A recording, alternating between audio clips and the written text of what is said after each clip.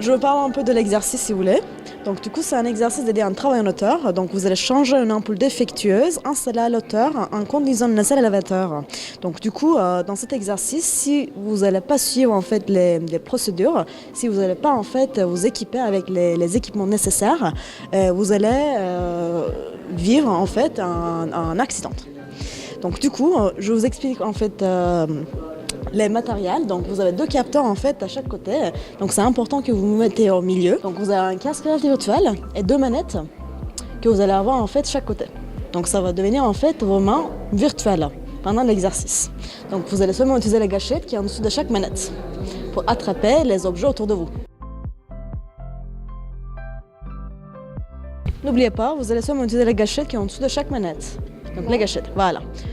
Si vous voulez en fait vous mettez au milieu du cercle que vous voyez en fait, ça va vous aider mieux. Là. Prenez un pas vers moi, voilà, super. Donc vous allez seulement utiliser une seule main comme les vies réelles, vous voyez. Okay. Donc si vous voulez en fait, attraper la bouteille pour donner un essai, pour voir en fait comment vous allez manipuler les objets autour de vous, non pas la liste, okay. Lâchez-le, attrapez la bouteille si vous voulez, voilà. Une fois que vous voyez en fait le contour jaune, c'est-à-dire que vous pouvez attraper les objets. Donc, jetez n'importe où, voilà. Voilà, vous pouvez même manger les sandwichs sur bureau.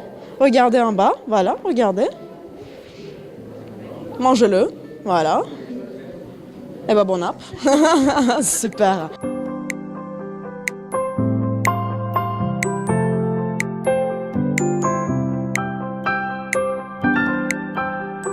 Nous, on est une entreprise qui existe depuis 13 ans au Maroc. On est un pure player du e-learning. Donc en fait, ça fait toutes ces années qu'on accompagne des administrations, des entreprises publiques, des entreprises du privé.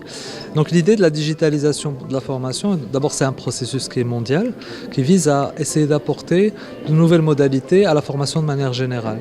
Ça ne consiste pas forcément à remplacer le présentiel, mais plutôt aller proposer des formations qui peuvent être en digital en amont du présentiel et rendre le présentiel peut-être plus efficace lorsqu'il se concentre davantage sur les interactions, sur les simulations, sur les échanges. Et donc on crée des parcours qu'on appelle multimodaux, qui usent du digital et aussi du présentiel. Alors la modalité immersive est une modalité récente en vérité. Elle existe depuis quelques années quand même, mais elle a atteint son chemin de croisière depuis peu et là on commence à voir émerger des modèles assez concrets dans le domaine de la formation. On va plutôt appliquer cette modalité dans des sujets très techniques où on ne va pas avoir possibilité de reconstituer un environnement dangereux par exemple. Donc ça va s'appliquer à la sécurité essentiellement, mais aussi à la santé et à l'automobile par exemple, qui sont des secteurs où on utilise beaucoup l'immersive. Donc l'idée est d'appuyer les formations, elles peuvent être en e-learning ou en présentiel, par des situations simulées.